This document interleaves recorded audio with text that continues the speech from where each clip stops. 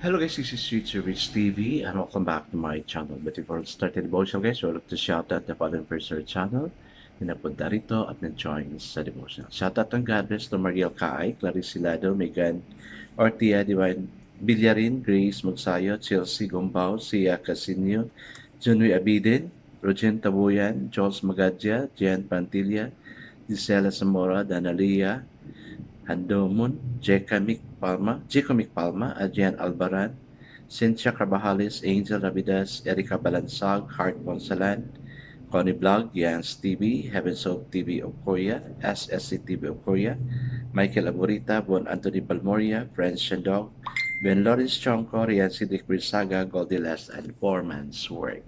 Shoutout na rin sa mga hindi nakisabay na manood sa devotional, but still napunta pa rin dito para manood at makinig sa devotional. God bless us all, guys.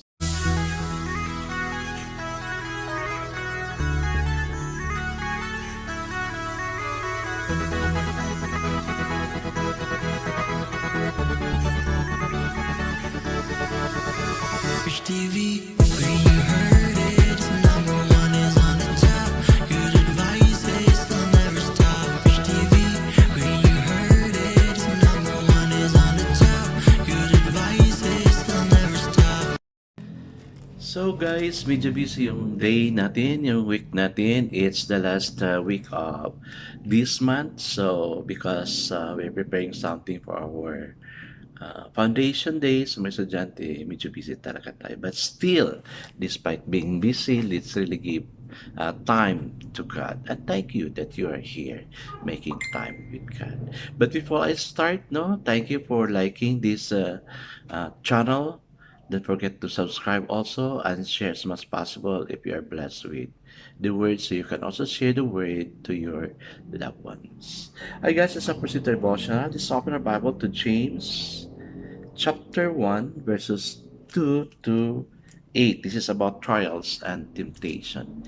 And still guys, I'm using the devotion study Bible because the words used is so simplified na maintindihan talaga natin. Okay, the word of the Lord in James chapter 1 verses 2 to 8 says, "Consider it pure joy, my brother, whenever you face trial of many kinds, because you know that the testing of your faith develops perseverance. Perseverance must finish its work so that you may be mature and complete, not lacking anything. If any of you lacks wisdom, he should ask God, who gives generously to all without finding fault, and it will be given to him. But when he asks, he must believe and not doubt, because he who doubts is like a wave of the sea, blown and tossed by the wind. That man should not think he will receive anything from the Lord. He is a double-minded man, unstable in what he does." Amen and amen. I guess let's now pray. Father God, wala kami magawa except that we really have to accept the reality in our life. Many times we experience troubles in our life. Thank you that because of these troubles, problems, anxieties, and worries, you are developing us into a person, oh God. Thank you, dear God, that because of this developed relationship we have unto you, we could uh, we could trust fully on you. Give our trust on you. That whenever we ask anything by faith, you are going to give it. Lord, thank you, thank you, thank you. Bless all those who are here, oh God. Thank you for blessing them. Thank you for convicting them to come and listen to your words so we will together grow unto you. Bless us all, oh God. In Jesus' name we pray. Amen and amen. So the focus verse for this evening, guys, is found in James chapter 1, verse 4. It says, "Let patience have its perfect work, that you may be perfect and complete, lacking nothing." So the title of our devotion for this evening, guys, is Stability in the Storm. A stable person established in the gospel can be distinguished by patience. He or she knows that God is in charge and is working out His purpose. That was James' conviction from years of experience. He wrote to his friend to encourage them. Note that he did not say it, but when he fall into trials, we count we, we are to count it all joy. The reason is that trials produce patience. In the midst of difficulty, we are to ask the Lord for wisdom, asking in faith, knowing that He will give us exactly what we need to stand firm. The strength of a great oak tree is in its root. The winds that blows against it only strengthens the roots. James gives us a frightening metaphor for an unstable person, a wave of the sea, driven and tossed by winds.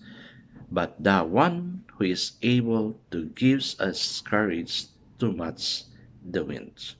Amen and amen. Yes, guys, gaya ng oak tree or ito na lang, baliti na lang, no? Malaking kahoy siya, hindi siya basta-basta natutumba because his roots is keeping deeper into the ground, no? Kaya guys, no, I congratulate those who have really faith and strong in God because they can really stand, no? No matter what problem we are encountering, especially that we are encountering another problem dito sa world, no? Famine, no?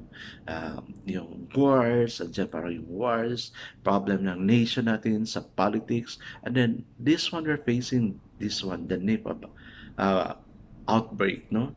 So with this, guys, let's just have our faith go deeper, no, stronger with the Lord, so the Lord will help us. Let's absorb the nutrients, no. Kagabi, kanina as I have my devotional early morning, I was rebuked by God kasi sabi ko, Lord, ganun pala, no. Nakapokus ako sa problem, hindi ako nakapokus kay Lord. Ang gusto niya, nakapokus tayo sa Kanya kasi God knows already the problem we're suffering, no. God knows already yung yung nasa isip natin. Let's focus our mind into God. So God will fill us more and more and help us. Kasi minsan, doon tayo nakapokus sa health natin, nakalimutan natin si Lord, no? O, kaya tayo binibigyan ni Lord ng problema dahil siguro kulang tayo ng time sa Kanya. Kaya let's not wait for a big problem to come to our life bago tayo mapunta kay Lord. But instead, let's always focus ourselves to God. No? Turn our eyes to God. No? Keep praying. Si Lord nang bahala sa problema natin. Yung mga storms sa life natin, no? Kaya God is making you strong because of that storm. Kaya guys, balik tayo kay Lord. Let's focus our eyes, our mind, and to Him alone. So God will be with us. O di ba sabi niya kanina, whatever you ask in my name, I will give. Kasi nasa Kanya lahat ng hinihingi natin. Ay guys, let's now pray. Father God, teach us that we must wait for you, meekly, in wind and wet, in thunder and lightning, in cold and the dark. Teach us to wait, that you will come, that you never come to those who do not wait. Amen and amen.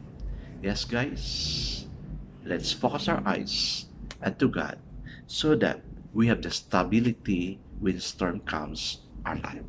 God bless us always because in a good charity bless us 10 times better. This is again Rich TV. Kita-kita tayo muli. Tansa muli. Paalam.